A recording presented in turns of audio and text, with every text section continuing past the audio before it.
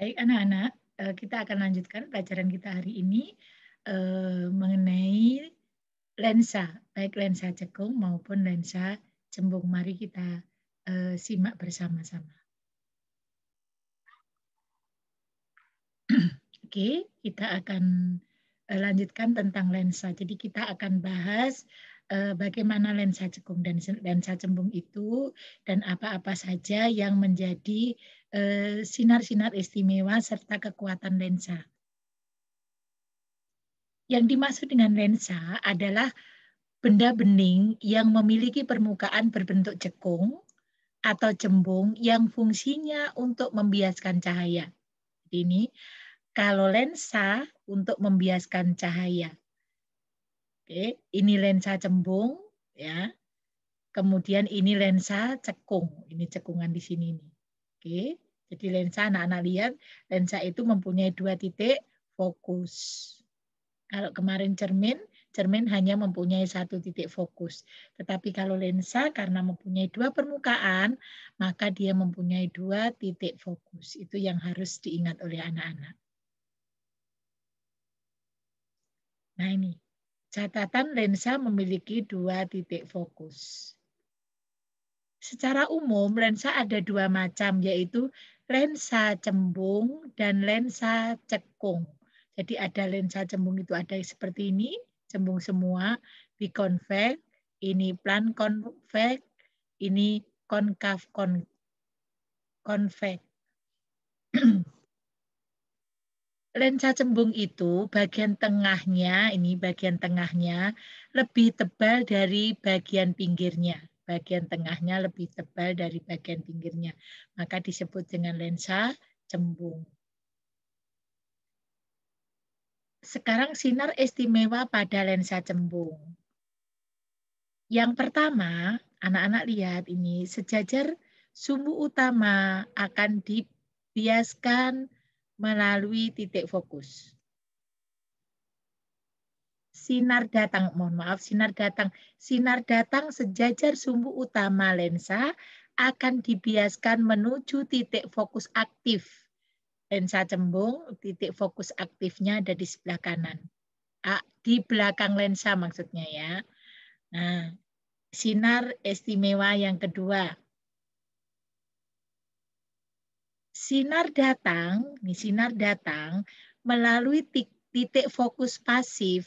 Nih, di sini pasif atau di depan lensa akan dibiaskan sejajar sumbu utama. Oke. Yang ketiga, sinar datang melalui pusat optik lensa ini akan diteruskan tanpa dibiaskan. Nah, seperti sinar istimewa pada cermin, tetapi kalau cermin sinar datang sejajar sumbu utama akan dipantulkan melalui titik fokus. Ya, oke. Berikutnya, pembentukan bayangan pada lensa cembung minimal menggunakan 2 sinar istimewa. Nah, ini ya.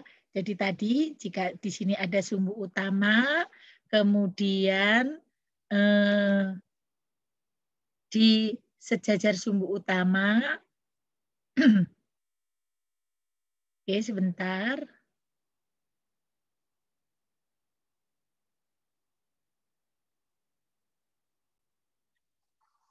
Oke. Lanjutkan pembentukan bayangan pada lensa cembung. Nah, ini jika ada suatu benda, maka yang pertama sejajar sumbu utama dipantulkan, dibiaskan. Jadi kalau pada lensa dibiaskan melalui titik fokus. Kemudian yang menuju pusat optik akan diteruskan, maka akan terbentuk bayangan di sini untuk lensa. Ya. Nih. Tadi kan minimal 2, tapi kalau 3 bagaimana? Sama saja juga. Hasilnya sama. Sejajar sumbu utama dibiaskan melalui titik fokus. Yang menuju pusat optik akan diteruskan. Menuju titik fokus dibiaskan sejajar sumbu utama. Jadi akan di sini juga. Ya, sifatnya terbalik, diperkecil. nyata. Oke, sekarang lanjut ke lensa cekung. Nah, lensa cekung bikonkav, plankonkav, konveks, konkav ini cekung ya, cekungan. Nah, lensa cekung bagian tengahnya lebih tipis dari bagian pinggirnya. Kalau lensa cembung lebih tebal, ini lebih tipis bagian tengahnya. Sinar istimewa pada lensa cekung. Nah, ini.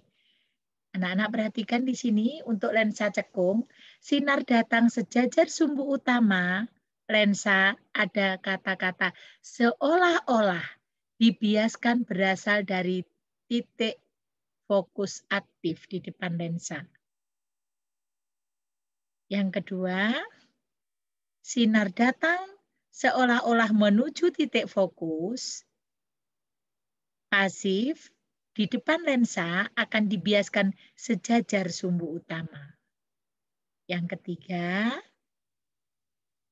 sinar datang melalui pusat optik lensa akan diteruskan tanpa dibiaskan. Nah, jadi kalau pada lensa cekung ada kata-kata seolah-olah. Pembentukan bayangan pada lensa cekung. Nah, ini bayangan pada lensa cekung.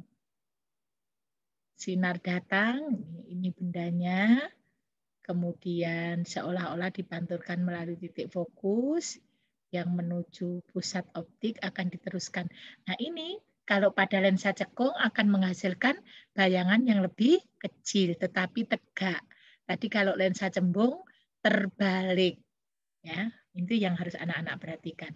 Pada lensa cekung, benda yang terletak di depan lensa akan menghasilkan bayangan maya tegak diperkecil dan terletak di depan lensa.